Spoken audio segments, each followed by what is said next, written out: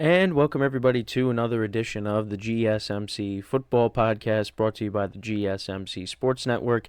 As always, I'm your host, Kenneth Grunfelder, and it's great to have you guys here on this Thursday, March 7th. We have a lot to talk about on the show today. Before I get into that, just want to remind you guys, as always, to tip or donate and get your comments recognized, make sure to go to the following link. That is gsmcpodcast.net. Again, that really helps the show, makes the show more interactive between myself, the host, and you guys, the viewers. Again, that is gsmcpodcast.net. And as always, it is displayed on the ticker on the bottom of the show segment down below. So let's get into what we are going to talk about for today. We got a variety of topics to get into. So we'll start off by talking about Aaron Rodgers' recent comments on a podcast, talking about how much longer he intends on playing. So we'll get into that. Then in the second part of the show, we'll talk about Deebo Samuel's comments on the Super Bowl loss to the Kansas City Chiefs. Then we'll get into the Giants and talk about their struggles as an organization. Louis Riddick of ESPN had some comments yesterday, so I wanted to get into that, talk about what he had to say. And then in the final part of the show, talk about the Bills and their the moves that they made yesterday, releasing a lot of guys. So we'll get into that as well. So let's get into the first topic, which is discussing Aaron Rodgers. And, he's ready to go for 2024. So he recently went on a podcast. It was called, it's a podcast I haven't heard of. It's on the Look Into It podcast hosted by UFC commentator Eddie Bravo. And basically he talked about, where he's at, and he basically hinted at, the possibility of him playing he was quoted by saying he wants to play possibly 2, 3, or 4 more years. But he did say that, good fortune has to play a role in that. Because obviously if he suffers another catastrophic injury, knock on wood that he doesn't, that's not going to happen. But if he stays healthy, that is his intention, is to play, maybe 4 more years and get into, his mid-40s. And for me personally, I love to watch the guy play. He's been one of my favorite quarterbacks growing up. And to see again, I've said this numerous times on the show whenever we've, discussed this, but seeing him go down like that in week 1 was devastating. For me, and I have a lot of friends that are Jet fans, family members that are Jet fans, and it just was it was rough to see that, and that basically just derailed the Jets season. And you go back to when I talked about McCole Hardman and his comments on his time with the Jets. They basically had no plan once Rodgers went down, and Zach Wilson stepped in, and it just, the season really didn't go anywhere. There were moments where I was like, oh, maybe they could, tread water, and, Rodgers, there was a possibility he could come back. We never got to see it because the Jets were pretty much out of it. But, there were moments where you're like, okay, maybe this team could, back themselves into a playoff spot, especially with how the defense was playing. But that just, it wasn't the case. The offense just could not get anything going, and you went from Zach Wilson to Trevor Siemian to Tim Boyle, then to Trevor Siemian, back to Zach Wilson, and it was back to Trevor Siemian. It just was a mess. And again, the Jets, they didn't bring in a legit backup quarterback. Well, now Trevor Siemian did win a couple of games, but again, you saw a lot of these backup quarterbacks win games, and they should have invested in getting someone that could have been an upgrade over Zach Wilson. But they didn't do that. They did not do that. Because I guess they just figured that Rodgers would play every single game and Zach Wilson would learn underneath him. But that just ended up not happening. Zach Wilson got thrown back in immediately, and again, the Jets finish 7-10, and that was the same record they finished with in 2022. You would have thought that they would have finished with a worse record, but no, they finished with the same record. So, but with Rodgers coming back, again, you're coming off of an Achilles injury. You're 40 years old. It's going to be tough. It's going to be tough. And listen, I'm hoping for the best. There's people out there that, of course, are down on it, that he's just going to get hurt again. And I kind of lean towards that way too, unfortunately. And I don't want to. I want Rodgers to bounce back and come out and have this great season, and the Jets be a good team. Because I just don't want him going out like that. Because he's too great of a player for him to go out like that. But even if he is healthy, you look at the conference. The conference is a gauntlet. So, it's going to be a tough path for the Jets. But you know what? If he's healthy and if they could, look, the Jets have some work to do on the offense. They really do. The offensive line needs work. But when you have Joe Douglas coming out and saying that the offensive line is fine, that's not, you don't want to hear that. They have to address this. They need to improve this because Rodgers is going to get hurt again if that's not the case. He can't take these hits. And sure enough, what happened? The first game of the year, he's trying to avoid a sack from Leonard Floyd, and he ends up tearing his Achilles. They need to fix that. Get some more weapons on the offense. You have Garrett Wilson, you have Breece Hall. I think Allen Lazard will be better with Rodgers being healthy, but you need more weapons. You definitely need more weapons. Now, again, I don't know, some of the big free agent wide receivers, they got signed or franchise tagged. T. Higgins got franchise tagged. Mike Evans got signed by the Bucs, so he's off the market. There was some speculation that, hey, maybe the Jets can make a push for him. There's some other receivers out there, but also Michael Pittman got franchise tagged. I saw that the Jaguar.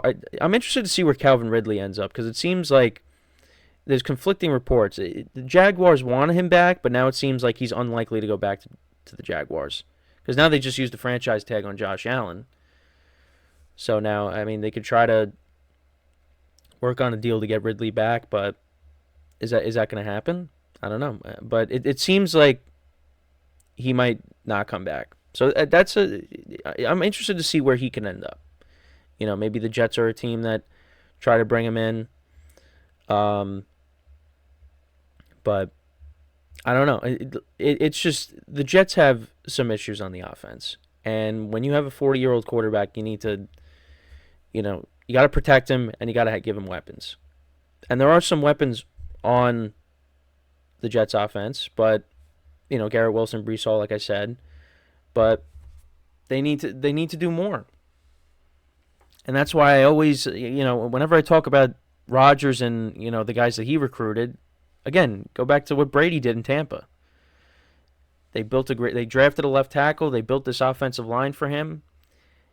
Brought back Gronk, brought in Antonio Brown.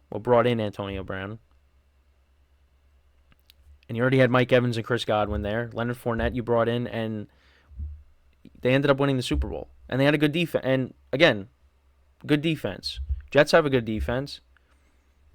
So, the Bucs did a good job. Well, also, Brady had something to do with it, too. But Brady recruited the right guys. Rodgers is recruiting Randall Cobb and Allen Lazard. But, Lazard was a nice player with the Packers. He just fell off with the Jets. And a lot of it did have to do with Rodgers getting hurt. Randall Cobb, again, was a solid player at one point, but he is not, what he once was. Great locker room guy, no question about that. But the Jets need to win games. And Randall Cobb's not making an impact on the field. And he's just a good locker room guy. Well, he's got to help you win games. So that's also part of it. So yeah, Rodgers not as good of a recruiter as Brady was. That's another thing you could add to to the reasons why Brady is better.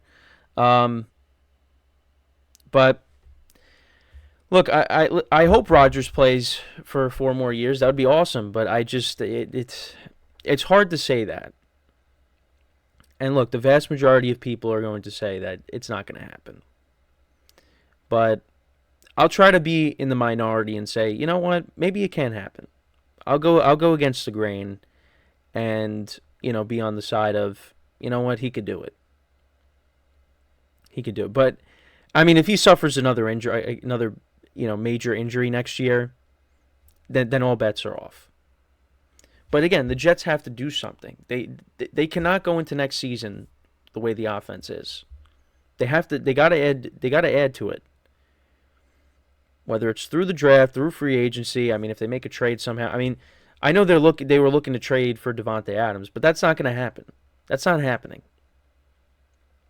They got to look elsewhere. Whether you're drafting a receiver, offensive line, I think, should be a top priority. They got to fix this line. The same problem with the team we'll talk about a little bit later, the New York Giants. The Jets have had offensive line problems for years.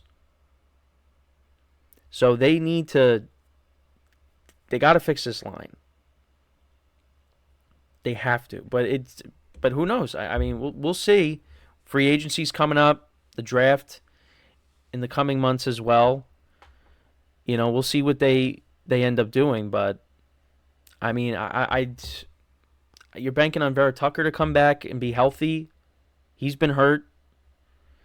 And when he solid lineman, but keeps getting hurt.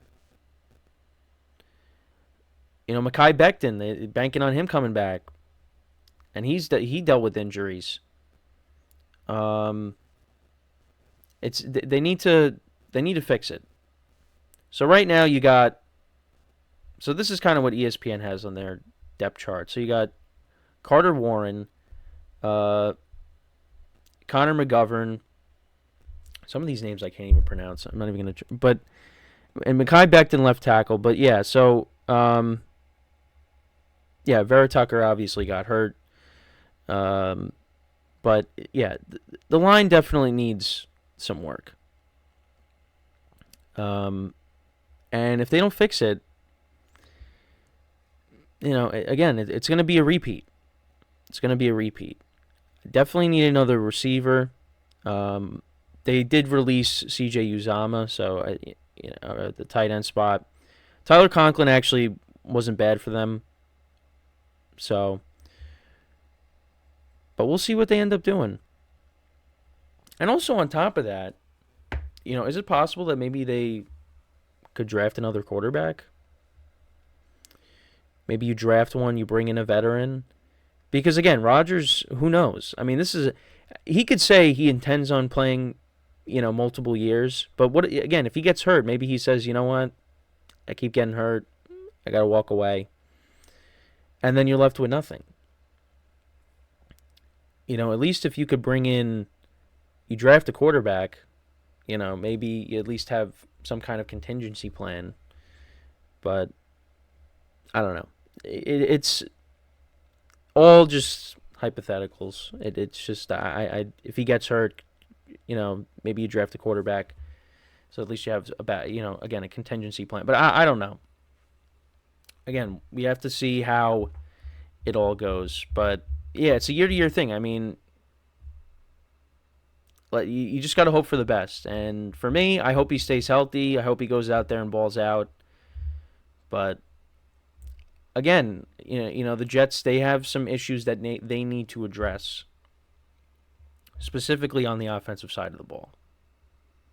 And as long as you still have this defense together, you have the defense. The offense, it needs some work. So we'll see. We'll see what ends up happening. But yeah, that's pretty much it when talking about this. Let me know what you guys think about Rodgers. What are your expectations for him going into next year?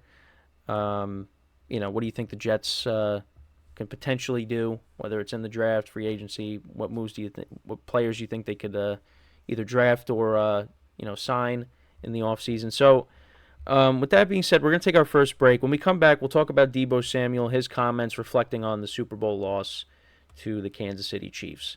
So stick around, and we'll be right back here on the GSMC Football Podcast.